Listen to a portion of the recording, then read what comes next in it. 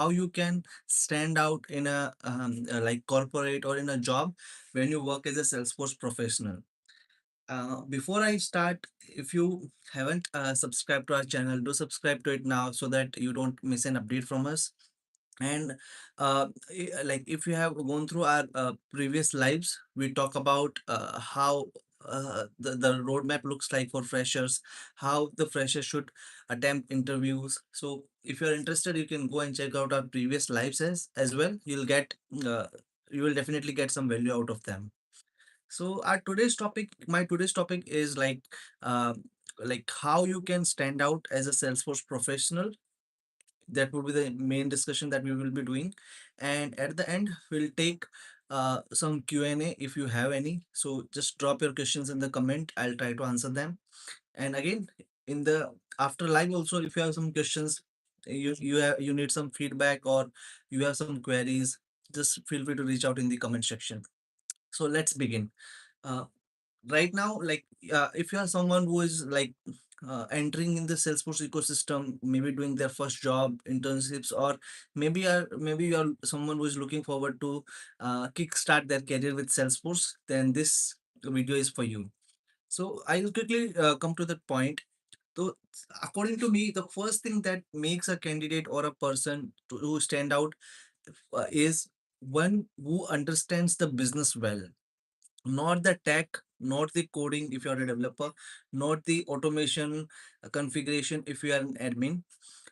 Mainly, for me, the person who stands out is who understand the business processes or business well, who knows the requirement, who is able to quickly understand the business requirements. I guess that person stands out well. So if you lack in that area, for example, you have worked with a client or you work with a company where they carry out the projects for the end clients, you first try to understand their business. That, for example, if you are working for an insurance client, then you should be what I say, understand how that insurance agency works. That is very very important, because that's how you will be able to figure out the best possible solution for their problems. If you are dealing with a automobile company or automobile client, then you should understand the basic standards of that industry, how those companies function, and how uh, they operate on a day-to-day basis. That's the most important thing, I guess. Especially in India, the freshers or the beginners or even the people who are at the intermediate level struggle or lack the understanding or knowledge about that.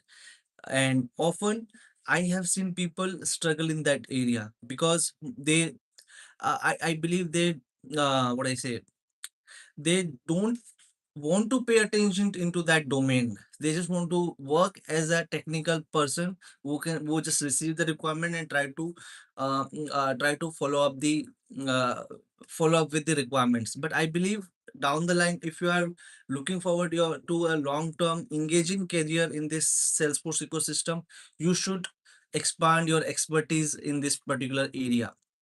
So next time, whenever you pick any of the project, be for Salesforce, do get to know about your client, their industry standards, and try to plan the solutions accordingly.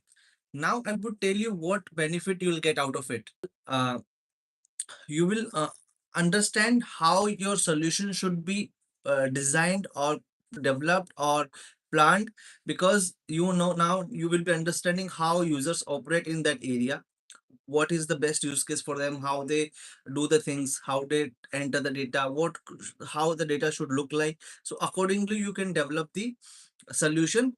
That means that will eventually help you to increase the adaptability of your solutions among your end user base. And I believe that's what we all look forward to. Second, if you study well in the client's expertise, client's industry, and when you engage with the client through the technical discussion, you will have something valuable to add on to that discussion. You will have better follow-up questions to ask to the clients, so that they will also feel that okay, they are working with someone who truly understand their business, their processes, their people. I believe that will add an extra layer of confidence or the trust from your client sides into within you or your team. So these are the common benefits that you get. And on the other hand, if you don't understand your client's industry and you just start implementing a solution, if you engage some into some edge cases as scenarios, the client would throw up so many questions at you, and if you are unable to answer them confidently, then that might take your client's trust away from you. So you will be at high risk when you have the so many edge cases, so many business scenarios that might not be covered through the standard or traditional development processes. So I believe that's the first thing, that before you start implementing the solutions, try understanding your client, their industry, their expertise, their standard processes, how their users are going to use your system. That if you master this area, definitely you'll stay ahead of the queue. That's the first thing. The second, I hope you're following along. In case you have any questions around this, or if you want to add more insights to this, you feel free to I feel free to do that. I welcome you all to add your what I say, your valuable thoughts in that, so that I can also learn from it. So that's the first thing. Secondly, apart from understanding your client, you should be really good at asking right questions.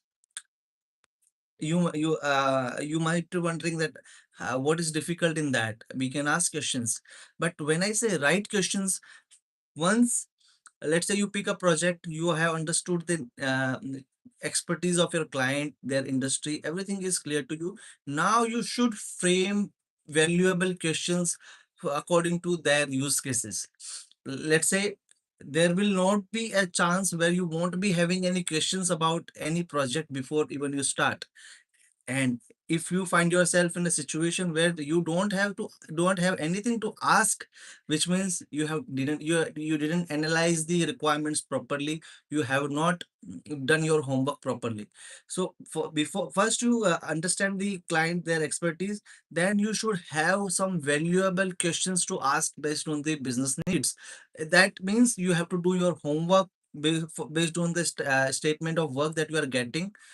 Analyze it, try to analyze it again and again, frame proper meaningful questions that are directed towards the exact requirement of the statement of work. When you do that, you achieve two things. One, the client or your team or your seniors feel that you have done your homework, you have gone through the requirement of the statement of work in depth. Therefore only you are able to frame the right questions. Secondly, you are able to save a lot of time into common discussions or common back and forth that happens when you don't get the clarity at first. So if you want to stay ahead of the queue, the second thing that you should be doing is you should be able to frame right questions before you start any of the projects. And I believe that will put you ahead of other people in the queue. So the first was understanding the client's industry, their business. Second was to ask, you should be having, you should be ready with right set of questions. That is a must. Third, when you start in, like, let's say everything is sorted out, you got cleared, you got your doubts cleared, you have the clarity. Now you are start implementing the things, whether you are working on an internal project, a client facing project, or maybe anything you are working on. The third important thing that I have noticed within the people who were really smarter than their peers, was that they were constantly keeping their seniors, their clients updated about their progress on a daily basis, on every single day. They never miss a day without showing the progress, or without highlighting their progress or their blockages or any struggle that if they are struggling, they are not hiding anything from their seniors or their clients. Which means, if we have to summarize this, they they become, or they try to be as much as transparent about the progress that they are making on the work. Sometimes you made good progress, sometimes you do your day's target due to some unexpected situations, challenges, but the transparency is the key. You should be transparent about your progress, whatever progress you are making, be it positive, maybe you are negative, or maybe uh, something that is what I say, something that is not valuable you think, but you should be transparent about what you have achieved for on that day. And if you have struggled, if you have faced any issues and you couldn't move for proceed further, then also you should be transparent about your challenges. That helps you to gain the confidence of your client that okay, I'm working with a person who is transparent about his efforts. If he's lacking something, if he's lagging somewhere, if he's unable to meet the timelines on a particular day, but at least he was transparent and he explained to me the situation that uh, might have caused this kind of delays. So the third one, try to be as much transparent as you are without any fear. And again, you should be genuine with your thoughts, genuine with your reasons. If you are delaying, if the things are getting delayed, you should be very, very genuine about it. So the third thing is, try to be transparent. So this is what I have observed in the people who were highly successful in that in their roles, and who achieved better results than their peers. The fourth and the last important thing that I noticed was uh, someone who achieved higher than their peers in their job, or in their career, was they were highly reliable. You must be wondering, like, I'm doing my job, I'm reliable, but I'm not talking about that. uh, in corporate, the reliability comes in the sense, when you take up any challenge, when you take up any project, you will be reliable throughout the process till the project is delivered. You mean to say, I mean to say is that when we work on any project, sometimes uh, the projects demands extra efforts, sometimes the project demands extra troubleshooting, sometimes the project requires extra time due to the hidden challenges or unexpected situations. Are you flexible enough to adjust to those scenarios? Are you flexible enough to cater those situations? That makes you more reliable as a team player when you work on client facing projects. Again, when we all are technical people, and we cannot assume that every time everything will go straight forward, right? It is not possible. Sometimes you encounter some situations where you haven't worked on them before. Those kind of situations are a big challenge that ask for your extra time, extra efforts, extra commitments, and sometimes extra communication, or kind of back and forth with the client. Are you flexible enough, or are you reliable enough to go through those scenarios and achieve what is needed to be done to make a project successful? So that is the true sense of reliability. Again, do not connect it with the payment, or the salary, or the amount you will be receiving as a result of this engagement. But moreover, sometimes it just requires a gesture of that okay, this I'm working with this individual, if anything goes wrong, he will be there. Rest of the things can be taken care later on. But if someone is genuinely ready to help in that particular situation without worrying about what I'm going to get in return after so much effort, I believe that that makes you a valuable team player. Again, it could, this topic could be very debatable according to different situations. But here I'm talking about a generic use case, that in case something goes wrong, are you the someone who will take this challenge, take this as a challenge, and try to do your best to overcome this, and try to make the things normal again? So I believe if you are a reliable person, and if the company, your seniors, your team, or your client feels like okay, this person is our go-to person who can help in such help us in to come out of such storms, then that makes you a valuable teammate, or that gives you an extra edge over others. So these are my four important observations that I did, and that I had noticed within the people who are highly successful in their careers, like apart from their peers who were at the same position. Do let me know what you feel about it, or is there anything else that we can add to this? um, then we can also come up with a live on those topics. But according to me, this if you do follow these things, this will make you to stand out in your team and gain an extra edge over others. I think this is pretty much it from my side. I just try to keep this live short and pointed towards the things that I wanted to discuss. In case you have any questions, feel free to ask, and I'll take them up.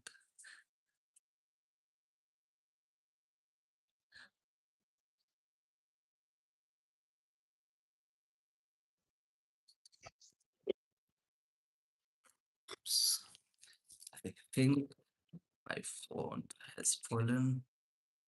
Okay, we are back. Sorry about that. I'm doing it from my phone, so I'm not sure like what are the controls that I have. So that I will have to check and see if I can respond to some of the messages that I'm getting. Hmm, no, I think I'm not having anything here. Please ask any questions if you have any, or if you want to add any suggestions.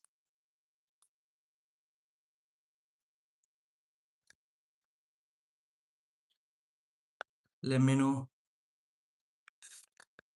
Let me know how I can. Okay. All right. All right.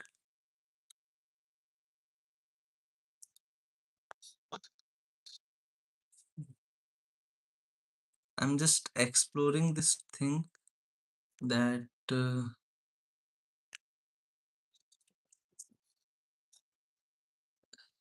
how to use this app. I think I'm not getting any questions or anything.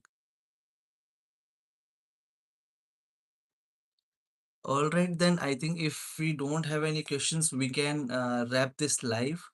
Do let me know what you feel about it, or what you feel about our what I say, uh, our platform. If we are trying, if we are able to provide any value to you through our videos, through our tutorials.